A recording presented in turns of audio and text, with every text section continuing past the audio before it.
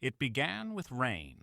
On the morning of October 13th, 1917, a steady drizzle blanketed the Cova da Iria fields outside Fátima, Portugal. The ground turned to mud. The air was heavy, expectant, and yet nearly 70,000 people had gathered. Peasants, priests, skeptics, journalists, soldiers, all waiting, all watching, for something miraculous. Just after noon, the clouds broke. A brilliant sun emerged, casting strange shadows over the soaked crowd. Then, something extraordinary happened. The sun appeared to spin. It pulsed in place, rotated like a fiery wheel, radiating multicolored light. Witnesses claimed it danced across the sky, zigzagging toward Earth before retreating again. Some screamed. Others fell to their knees. A few fled. And then, as quickly as it had begun, the spectacle ended. The sun returned to its place in the sky. The field was dry.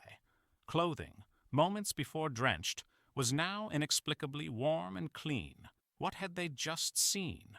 To understand that, we go back 5 months. In May 1917, 3 young shepherd children, Lucia dos Santos and her cousins, Francisco and Jacinta Marto, claimed they were visited by a radiant woman brighter than the sun. The figure, they said, identified herself as the Virgin Mary and instructed them to return each month on the 13th. She also promised a miracle on her final visit in October. Something undeniable, something visible to all. As word of these visions spread, so did public curiosity and anxiety. Portugal was in political turmoil. World War I raged across Europe.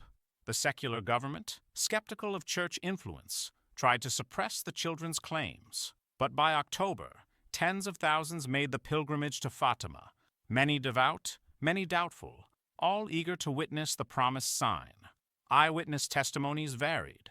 Some described the sun trembling and spinning like a silver disk. Others said it emitted rainbow colors, like a stained glass window. A few claimed it descended toward the earth in a terrifying plunge. And yet, not everyone saw the same thing. Some reported only unusual light. Others saw nothing at all. Among the crowd were reporters from Portugal's secular press. Their initial skepticism gave way to astonishment. O Século, the nation's anti-clerical newspaper, published an article describing the sun's dance. This independent confirmation gave the event broader legitimacy. But what really happened? The Catholic Church launched an investigation.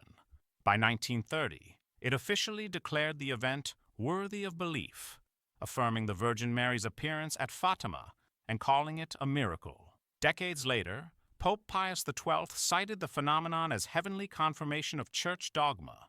Fátima soon became one of the most important Marian pilgrimage sites in the world. Yet skepticism persisted. Meteorologists noted no unusual solar activity that day. The Vatican never claimed the laws of physics were suspended. Scientists have proposed several theories. Perhaps a parhelion or sundog, caused by ice crystals in the atmosphere, created a luminous effect. Others point to mass suggestion, psychological phenomena triggered by anticipation, fatigue, and religious fervor. Indeed, the miracle of the sun is often cited in studies of crowd psychology and perceptual variance. Some researchers argue the dazzling light displays could have resulted from staring at the sun too long, inducing retinal overstimulation and temporary visual distortions. Yet this doesn't fully explain the drying of clothes or the consistent reports of movement in the sky. One curious detail: the famous photograph associated with the miracle, the one often reprinted in religious pamphlets, was later proven to predate the event by several years. It shows a different gathering altogether, adding a layer of ambiguity to the story's visual legacy. Still, the impact of October 13th endures. To believers, it's a divine validation. To skeptics, it's a fascinating case of shared illusion and cultural momentum. But to historians, it is something else entirely. A moment where faith, science, media, and mass experience collided in full daylight. The children of Fátima became symbols of piety. Francisco and Jacinta died young. victims of the 1918 flu pandemic, and were later canonized. Lucia became a nun and lived into her 90s, consistently affirming her memories of that day. Today, over a century later, pilgrims still flock to Fátima. They light candles. They pray. They look skyward. Whatever happened on that October afternoon, it remains one of the most widely reported and hotly debated supernatural events in modern history. A mystery cast in sunlight, a miracle or a mirage.